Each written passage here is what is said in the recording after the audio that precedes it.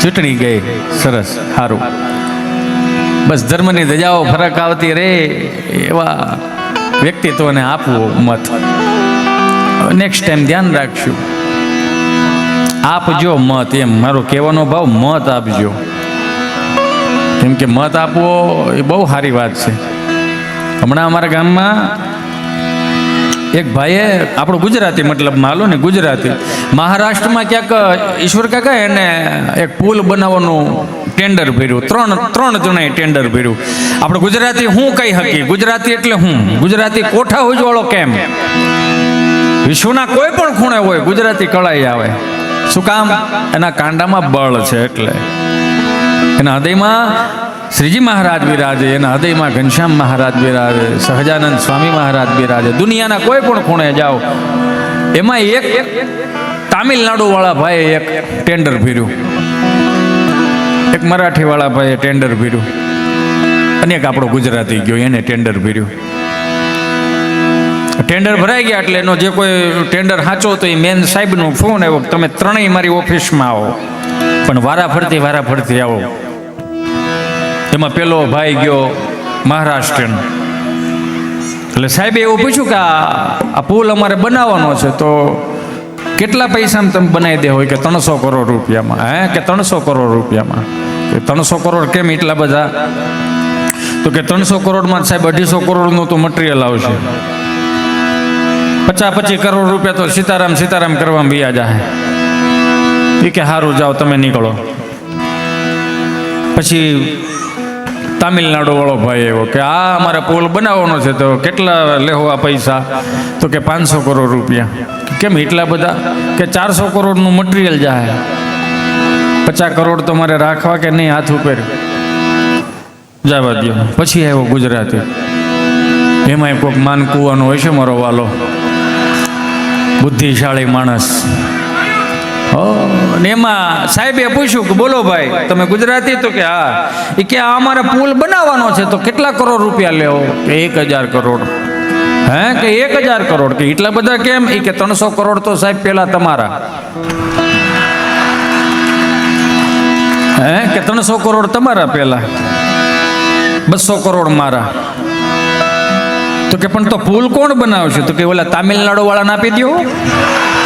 આ ગુજરાતી એને સમજો અઘરો બહુ, હાથે નો કાળો કરે ને તમે જો બગરાટી કરે. આ ગુજરાતી શીખવા જેવું છે. આ હું તમે આટલા બધા કોઠા હોજવાળા શું લેવાનું? કે આપણા કાંડામાં બળ છે, આપણે મહેનત કરેલી છે, આપણા બાપ દાદાએ અગવડતામાં મોટા કર્યા છે, એટલે તો આવી સરસ મજાની સગવડતાનું ભાન આવ્યું. ઘણા પૂછે મને કે આપણી પેઢી અને અત્યારની પેઢીમાં ફરક હું? મેં હાથી ઘોડાનો ફરક. કેમ? મેં કીધું અમારા જન્મ થયા ને સરકારી દવાખાનામાં થયા, સરકારી દવાખાનામાં. જેવી આંખું ખુલી ને, આ તો હવે આવા હારા પંખા આવ્યા. જો તો હેલિકોપ્ટરના પાંખડા નીકળી ગયા, અહીંયા બહરાટી કરે. આ મંડપ સર્વિસ વાળા શ્રીજી મંડપ સર્વિસ, એને પણ જોરદાર તાળીઓથી વધાવો. આમ જોવો તો ખરા. આપણો આ હરિકૃષ્ણ સાઉન્ડ, એમને પણ એક વખત જોરદાર તાળીઓથી વધાવો. ફોટોગ્રાફી વાળા મિત્રોને પણ જોરદાર તાળીઓથી વધાવો. આ માનકુવા ઓફિશિયલ ચેનલમાં, ભુજ આપણે ચેનલમાં લે ને, ભુજ મંદિરની ચેનલમાં છે ને, હા, એમને લાઈક કરો, શેર કરો, સબસ્ક્રાઈબ કરો. અમારા ભાઈ ધવલભાઈ બારોટ રહ્યા ને, એમને પણ એક સુંદર મજાની યુટ્યુબ ચેનલ છે. લાઈક કરો, શેર કરો, સબસ્ક્રાઈબ કરો. મારી હિતેશ અંટાળા ઓફિશિયલ ચેનલ છે, એને લાઈક કરો, શેર કરો, સબસ્ક્રાઈબ કરો. પણ બે હાથ જોડીને જાહેરમાં માફી માંગુ, ભાઈ કોમેન્ટ તો સારી કરો યાર.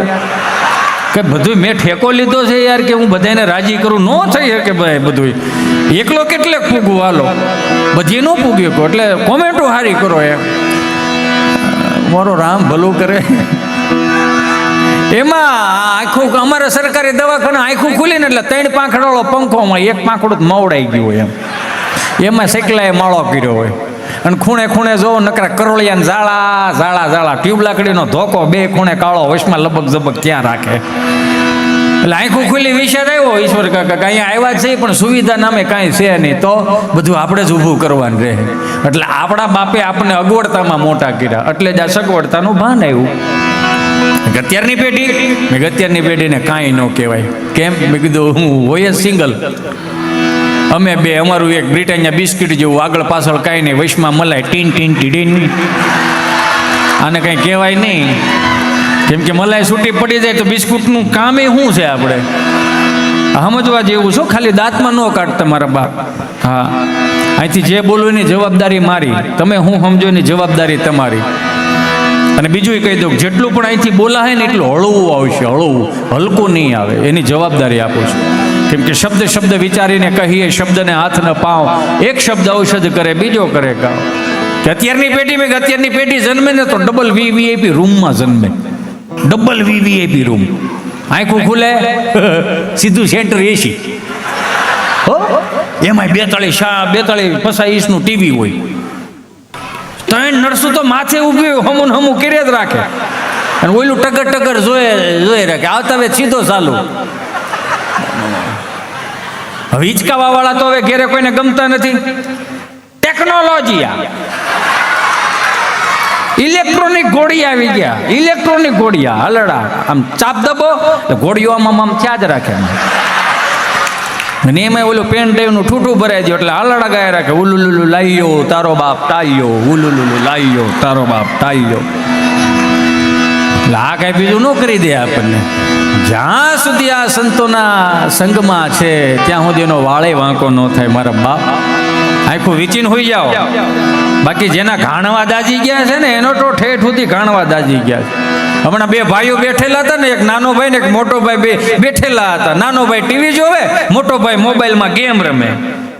એટલે એના બાપુજી બિચારા આવ્યા, ઠાયકા પાયકા વાડીએ થયા કે જાય ઉભો થા, મારી માટે પાણી લેતો આય. હવે મોબાઈલમાં મોઢું ખાલી એટલું જ કર્યું, હું નહીં ભર દઉં.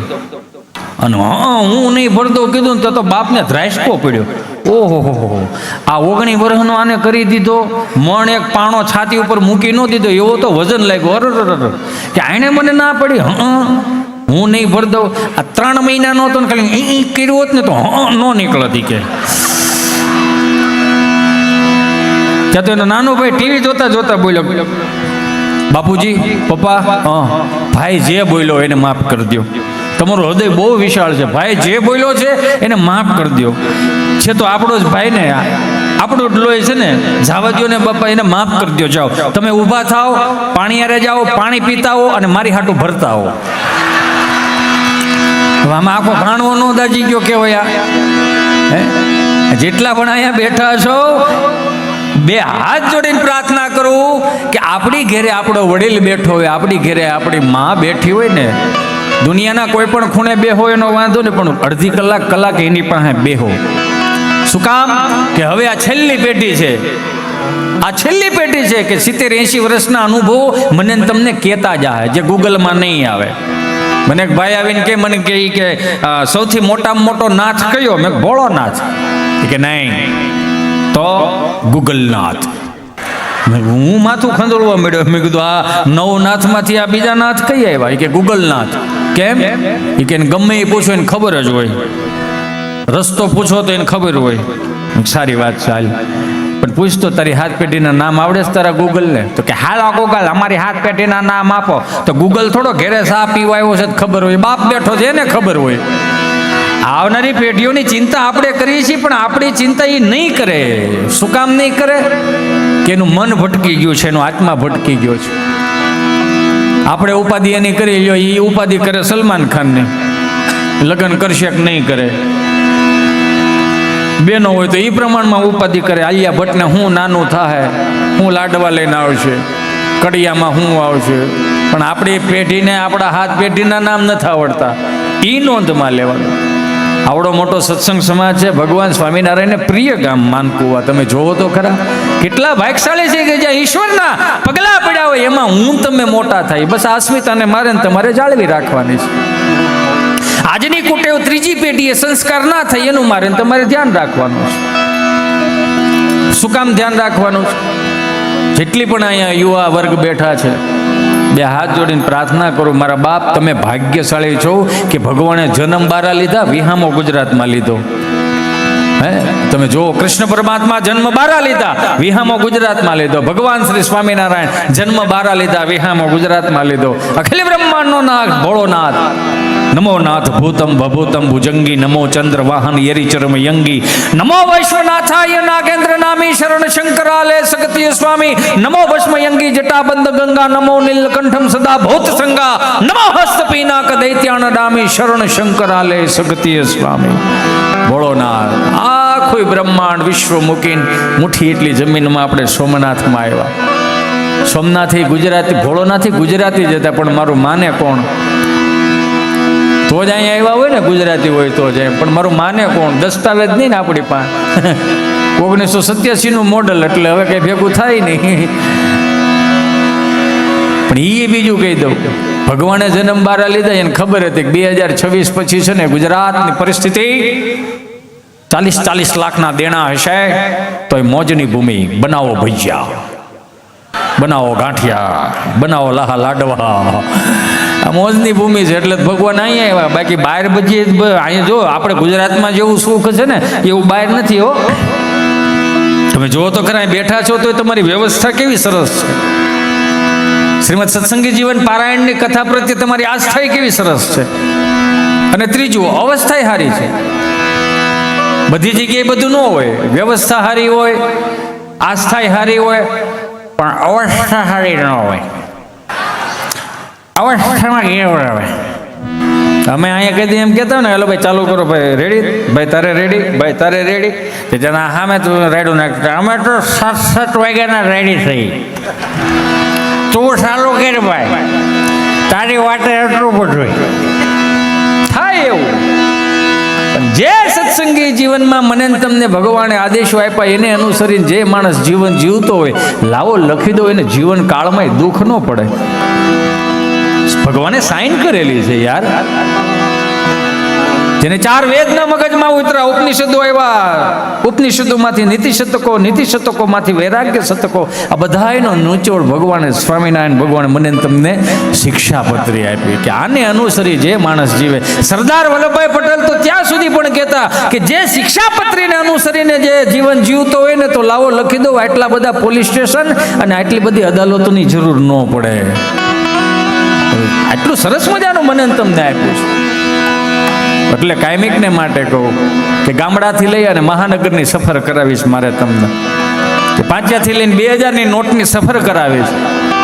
કદાચ અહીંયા આવ્યો છો, તમને બધાને મારી પ્રત્યે પ્રેમ છે, પટેલનો દીકરો છો એટલે. પણ એક વસ્તુ બીજી એ કહી દઉં, હિતેશ અંટાળા આવ્યો છે તેવો મનમાં ફાંકો ન રાખો કે અંટાળા આપણને મજા બહુ કરા. ના ના ના ના ભાઈ, હિતેશ અંટાળામાં મૂળ મજા નથી. મજા તમારા હૃદયના ખૂણામાં પડી છે.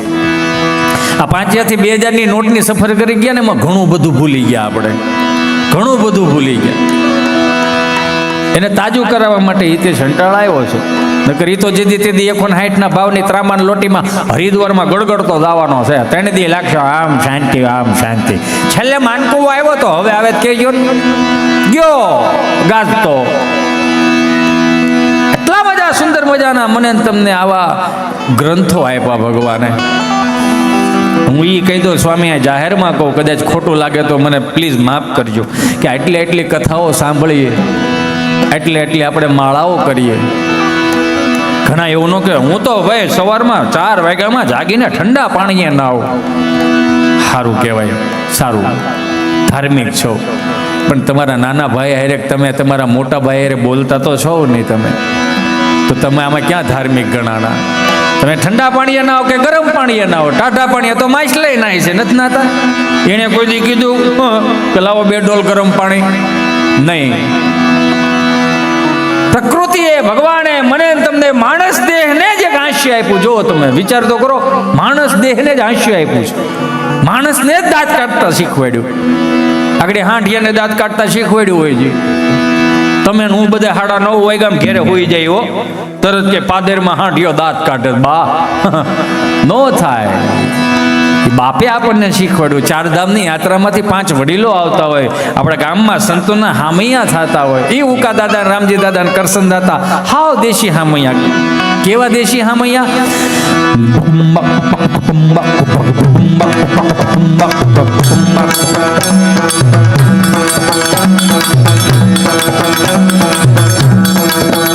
પેલું એ કહી દો કે 12 ગાવે બોલી બદલે, તરોવર બદલે શાખા, બુઢાપામાં કેશ બદલે લખણ નો બદલે લાખા. મારા સૌરાષ્ટ્રમાં હું જ્યાં મોટો થયો એ માટીની સુગંધ હું તમને થોડી ઘણી ફેલાવું.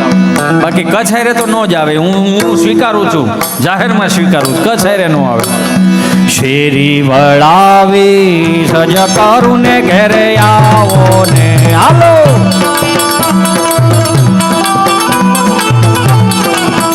હા, શેરી વળાવી સજ કરું ને ઘેરે આવો ને કાંઈ શેરીએ પથરાવું ફૂલ વાલમ ઘેરે આવો ને હાલો.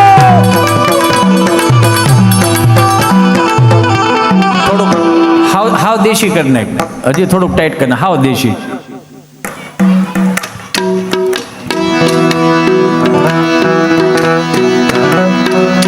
હા હવે બરોબર લે, માર થાપી માર. હા,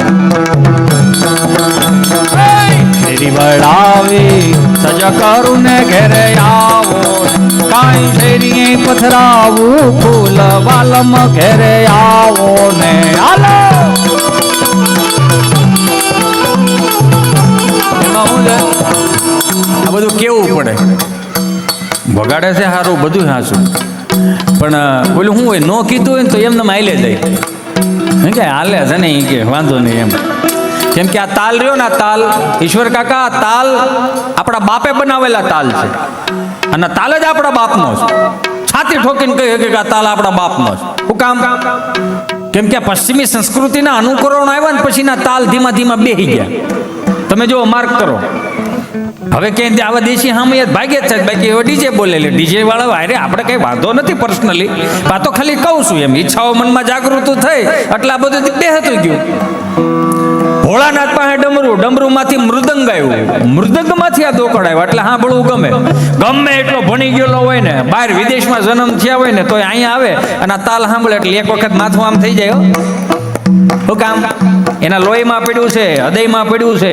પણ આ 400 રૂપિયાના ફિલ્મ વાળા કામ નથી કરવા દેતા. કેવા જો પશ્ચિમી સંસ્કૃતિના અનુકરણો આવ્યા ને, એમાં નવા વાદ્યો આવ્યા.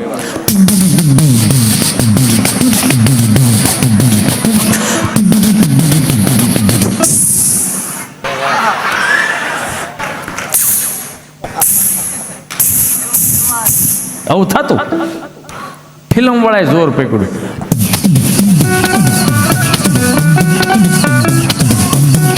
બસ હો, ગાંડા કાઢવા આવ્યા છીએ અહીંયા. બીજી વાર બોલાવશે નહીં, આ બોલાવશે તો ડાયરામ નહીં બોલાવે કે હિતેશ અંટાલા ડીજે આપજો. અને ફિલ્મ વાળાએ જોર પકડ્યું.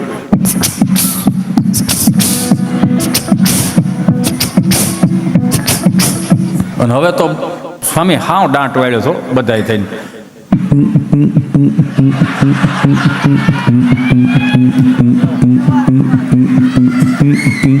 એની કરતા મારા બાપ આમાં આવો ને.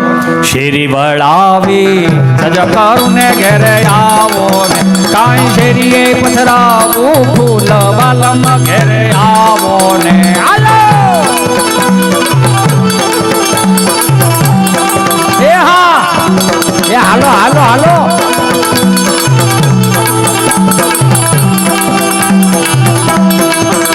મારી મહેનત ખાલી કાંઈ નથી, મારી મહેનત બસ આ જીવતું રાખવાની.